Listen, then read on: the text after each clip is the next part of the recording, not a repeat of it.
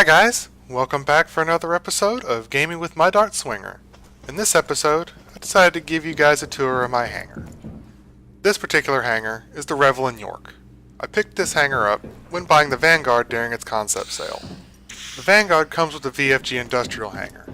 However, when you have access to the VFG Industrial hangar, you gain access to the other three hangars that are in the game as well. That includes the Selfland, the Aero View, and the Revel in York hangars.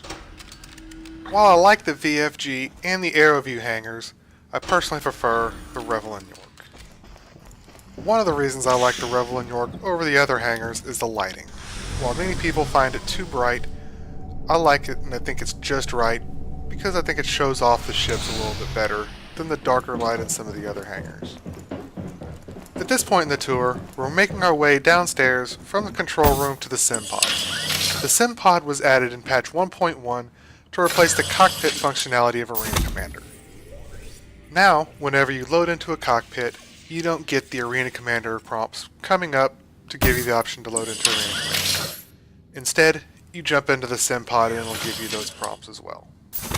Next to the sim pod is the holo table. I featured the holo table before, but in patch 1.1 they fixed it to where now all you have to do is press the use prompt and it comes right up at the point you need to be. You don't have to press tab to use it at all. Next, let's go ahead and grab the Grey Cat and drive it over next to the Freelancer so we can use it to get around the hangar a little bit quicker. Yes, the Grey Cat still does have the backwards hand bug. However, this has been fixed for patch 1.1.1, which is due to come out within the next week to 2 weeks. Here we are at the Freelancer. The Freelancer variant that I picked up is the Freelancer Door. The Door is the Exploration variant. The Door has been equipped with sensor arrays and jump engines to facilitate exploration and survey operations. This does come at a slight cost in its cargo carrying capacity. Despite the reduction in cargo capacity, I feel that it's going to be one of the better all-around variants of the Freelancer. So it has a decent amount of weapons, and it does have a longer range than other Freelancer variants. I also feel there's going to be a good balance of the size for cargo carrying capacity, range, and cost for early game exploration and cargo operations. It's not so large that it's going to cost an arm and a leg to operate, but it is large enough that you can make a decent profit out of what you can carry. For weapons, the Freelancer Door has 6 Executioner 2 missiles, as well as 4 FL-33 turret guns. There's also a turret available in the back that has 2 open hardpoints for either weapons or tractor beams. While the specs page of the Freelancer has it stated that the max crew is 2, it does seem like it could handle a couple more people for its crew. Additionally, it can also be crewed by just 1. However, if you do crew it with just 1 person, it will have some reduced functionality. If you do decide to go it alone, you can hire an NPC character to be able to be your second crew member. Looking at the interior of the Freelancer, you can see it has 2 pilot seats with 2 stations behind the pilot seats. That's one of the reasons that leads me to believe that it can be crewed by more than 2. Next, you come up to the beds. It looks like there's 2, possibly 4 beds, so you can possibly have more than the 2 that is stated.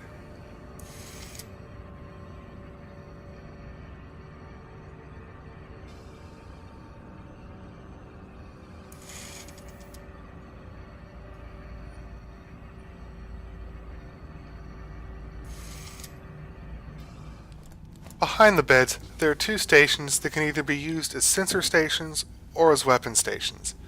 At this point, it's kind of unclear as to what they actually are going to be used for. Next, you have the shower and toilet booth.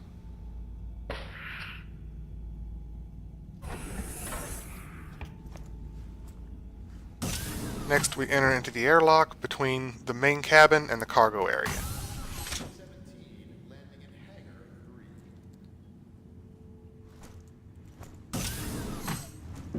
And into the cargo area. This cargo area is actually big enough to hold the Grey Cat. I know this because I've actually been able to put it in there. It's a little bit difficult because the collision model isn't just right, and you have to get a nice run up to get up the ramp. sometimes it does jam up and causes you to slow down getting into the back of the cargo area. But it can be done. Let's go ahead and jump back in the Grey Cat, and we'll head to go take a look at some more of the ships.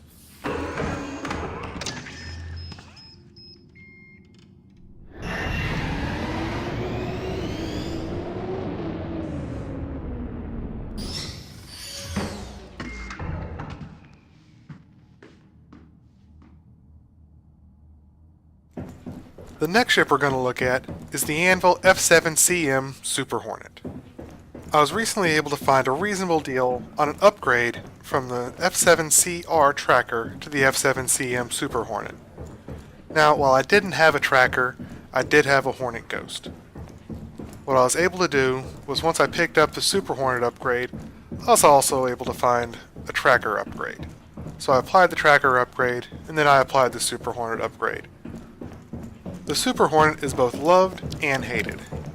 It's loved by those who fly it because it has the capability of fitting up to 6 weapons. The standard, Ghost, and Tracker variants of the Hornet can only fit up to 4 weapons, and that's using the Canard turret. The Super Hornet is able to fit the 6 weapons because it has the ball turret in the top instead of another sensor array, or just a cover, or even a cargo hold. As you just saw, the game is still pretty buggy, as I was able to get into the cockpit without walking on anything.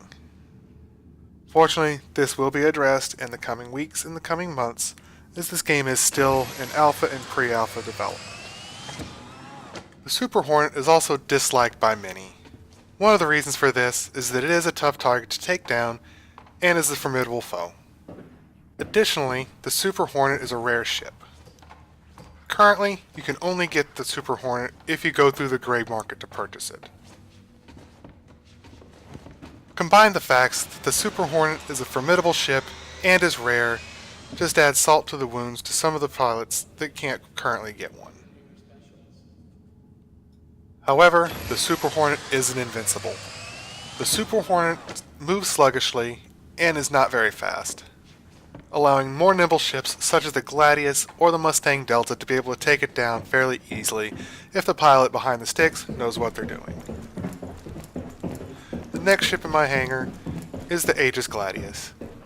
I'm not going to spend much time on this because I've already done a full review on the Gladius.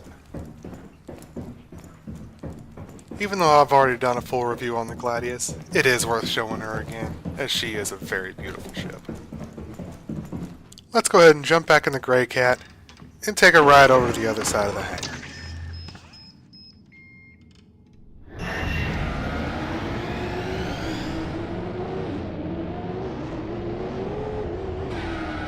Unfortunately, the landing lights in the hangar seem to cause the Grey Cat to stop in its tracks.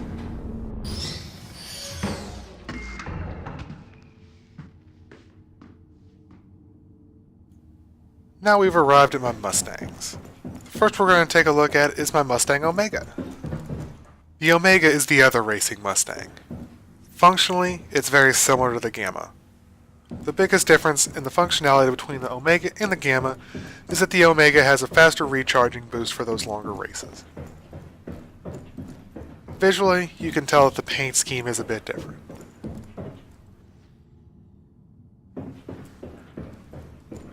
Behind the Omega, we have the Mustang Delta, which is the combat variant of the Mustang.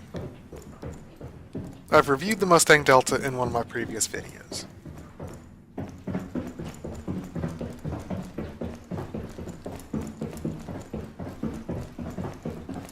Let's go ahead and take the elevator up and take a look at the second floor in the back of the hangar.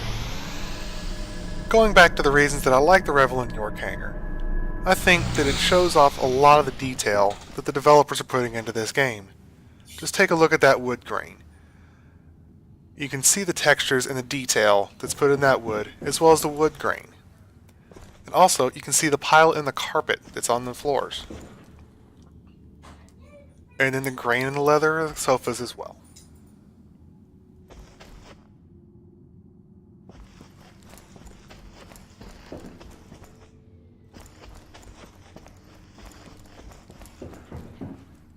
You can also see the texture details in the brass on the sculptures.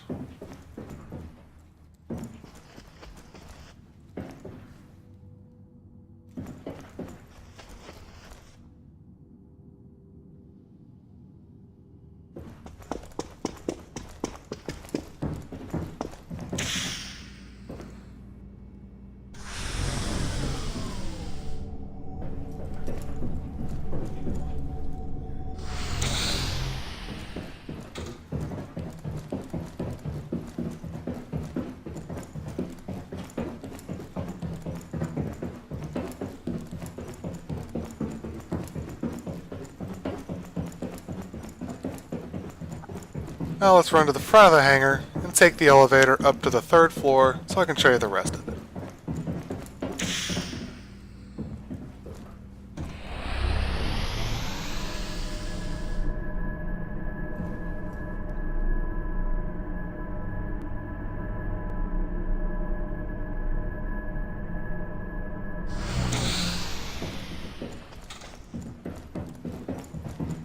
As you can see, the Revel in York hangar is just busting at the seams with lounges and places to sit. This hangar definitely has the feel of a luxury airport terminal.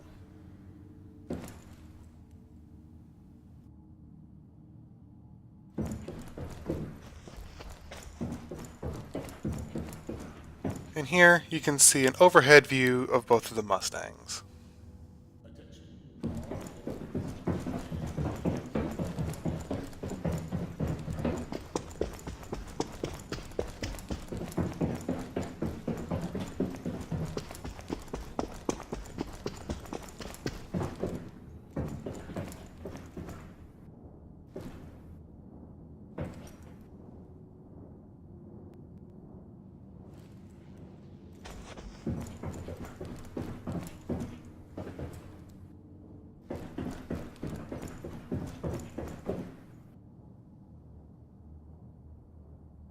With the 3 hangar bays being connected on the 3rd floor, you don't have to go back downstairs to go between the 3 bays. And now you can see the overhead view of the Freelancer.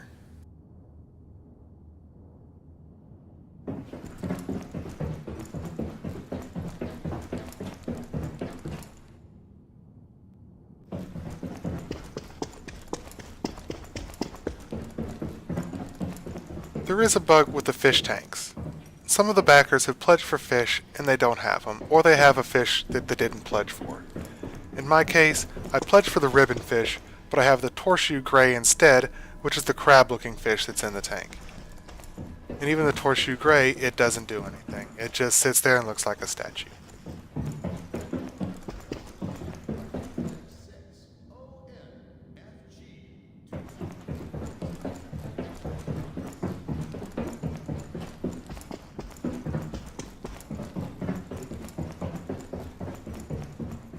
And at that, I'll leave you with an overhead view of the Gladius and the Super Hornet.